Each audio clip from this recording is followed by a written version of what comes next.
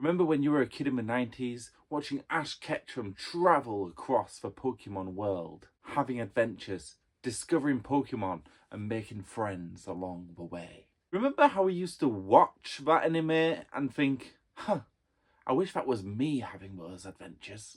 Well, that is what Pokemon Legends Arceus should have been.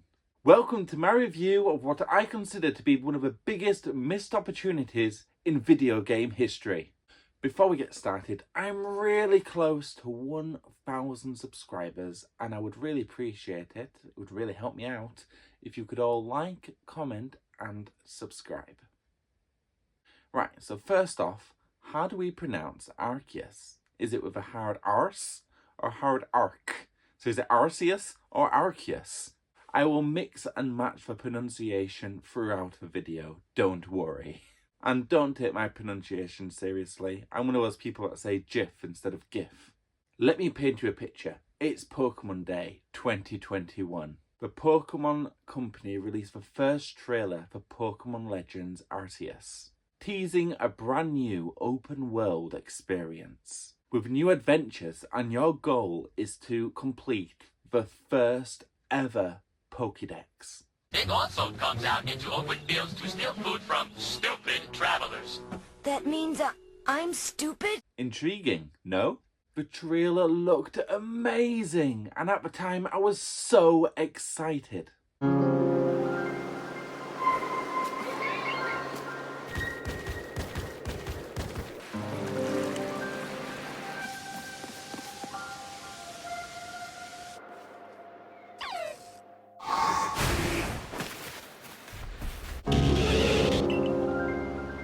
Fast forward a year and it released to rave reviews. Everyone seemed to think it was the best thing since sliced bread. That is everyone except moi.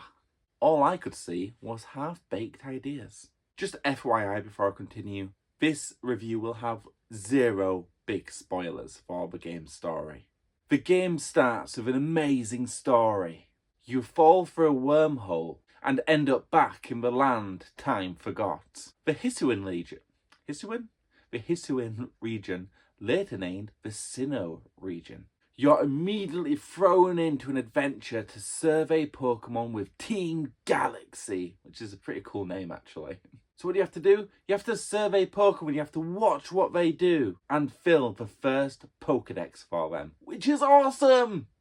In principle, it should work, but it does not. Each Pokemon has a set of missions that you need to complete to fully register it into the Pokédex, and you have to get each Pokemon to level 10 to fully register it. Sadly, the missions for each Pokemon are almost exactly the same. See the Pokemon do a certain move, feed a Pokemon certain berries, catch 30 of those Pokemon. It's just so odd. Plus, as a result, all the missions end up being repetitive, boring, and time-consuming. I walked into this game thinking I'd be encroaching on an open world, seeing Pokemon do so many interesting, fun things, but everything the Pokemon do is just uninteresting.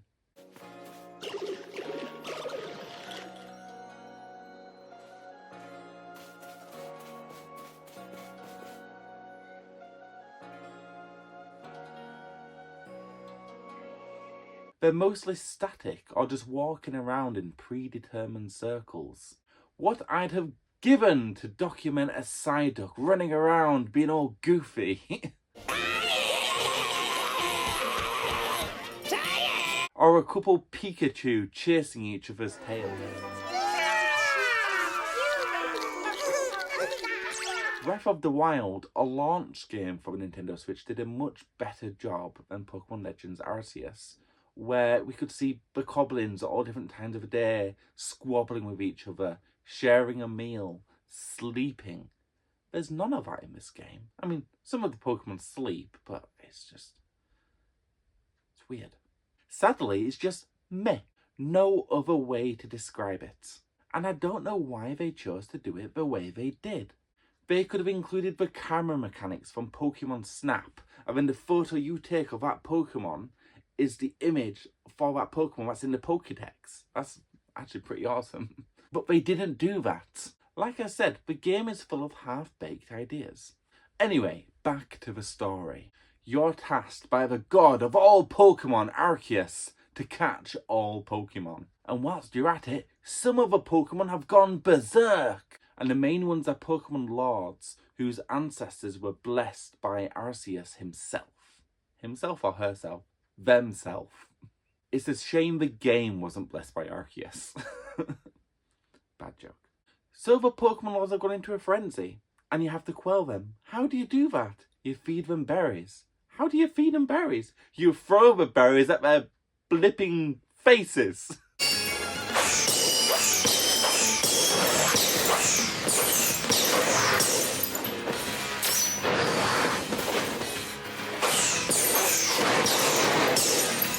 Forcing them to eat, like the kid in Matilda.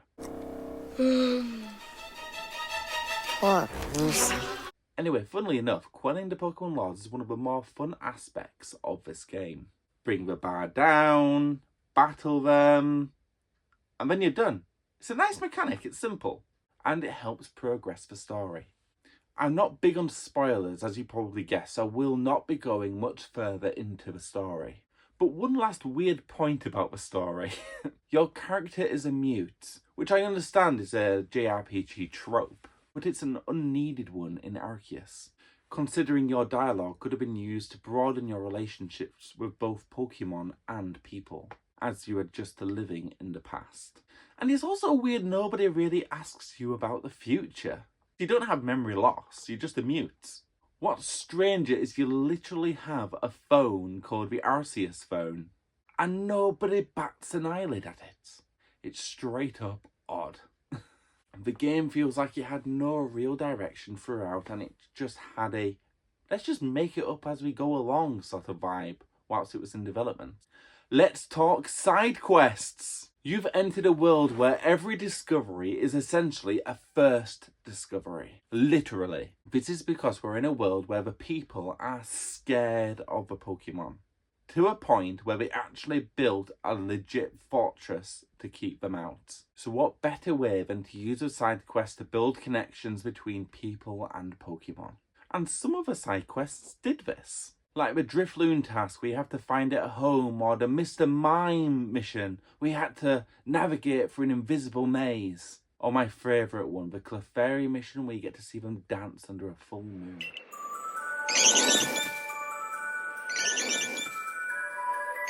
These missions reminded me of the anime, where we always pined for a game that went beyond the simplicity of simply catching Pokemon, but actually documenting what the Pokemon are like. But sadly, this is where it ends. The majority of the missions are grab an acorn here, find a berry there.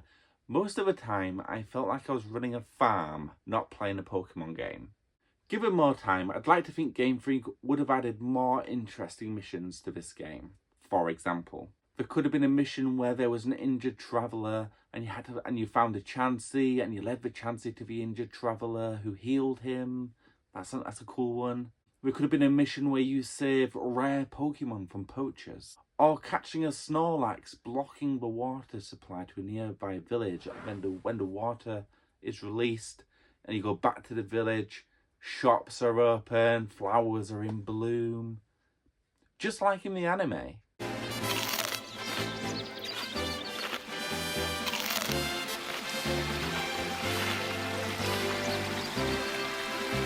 Look, guys! The river's back to normal again! I have loads of ideas actually, and Game Freak, you have my number. Call me. Moving on to graphics. Sure, they could be better. It's not the most beautiful game on the Switch, especially when you compare it to the likes of Astral Chain, Breath of the Wild, Xenoblade Chronicles 3, but it does the job. But weirdly, some of the Pokemon do look rather strange. Like, for example, I expected Steelix to look more shiny rather than a 3D model my son would hand in at school. And the game also seems to struggle in low-light areas, giving off a sort of staticky... I mean, there's an image here, you know, so you can see, but it gives off like a weird sort of static as it's struggling to render your character in low-light areas. Weirdly, on the subject of graphics, this is not an open world game and is more akin to an open zone game. So I do find it strange that the game does struggle graphically in some areas. Now, I'm not having a dig at the game that it's not open world. That actually doesn't bother me in the slightest. Just because the new game's... quick sidebar, okay? Every developer needs to hear this. Just because you're releasing a new game in a series does not mean you suddenly need to make it open world. I like the old tropes. Final Fantasy doesn't necessarily need to be open world. Legend of Zelda doesn't need to be open world. As much as I love it, I like the older style of games. But anyway, back to it. I just find it strange that Pokemon Legends Arceus struggles graphically when Game Freak have chosen to present the game in the most least taxing way possible. The best way to describe it actually is if you ever played Monster Hunter on a PSP, and when you go into different areas in the map, it loads in the area separately. That's how this game operates. So how do you traverse the land? You do so on the beasties you befriend in the game, which enable you to traverse the world by land, sea, air, with all your might. And you summon these beasties in the most video game way possible by laying down some flute tracks. Dude, are you coming in here at night with a flute and laying down flute tracks? You goddamn mother stupid piece of Sadly, each song you play in the flute for each individual Pokemon is a missed opportunity, considering the impact Pokemon music has had on the audience in the past. For example, this is playing the flute for Widear. This is playing the flute for Ursaluna. This is playing the flute for Basculegion. This is playing the flute for Sneasler. And this is playing the flute for Braviary. You see the issue? Huge missed opportunity, especially if you consider it to Legend of Zelda, Ocarina of Time, which was released nearly 30 years ago.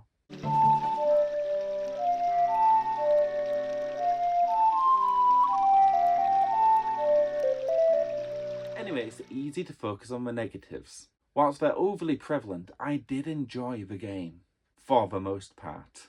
I think a huge impact that the game had on me is how overhyped it was, and the fact that I played Pokemon Scarlet and Violet prior to playing this game. And Scarlet and Violet actually resolved a lot of the problems I have with Pokemon Arceus as well, I might add. And please don't ask me about the music. It was terrible. I just ended up listening to podcasts throughout the majority of my playthrough.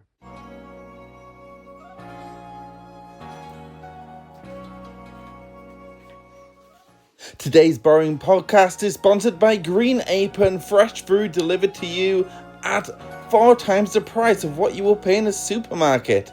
How lucky are you to get a promo code?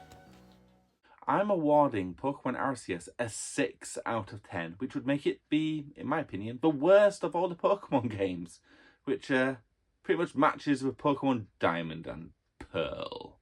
I mean, it's not a horrible game, it's just considering the size of the Pokemon company, I expected a lot more. It's not horrible, but considering the size of the company and how much money they shield from their customer base, I expected a lot more. Hopefully Pokemon ZA will be better, or as the Americans call it, ZA.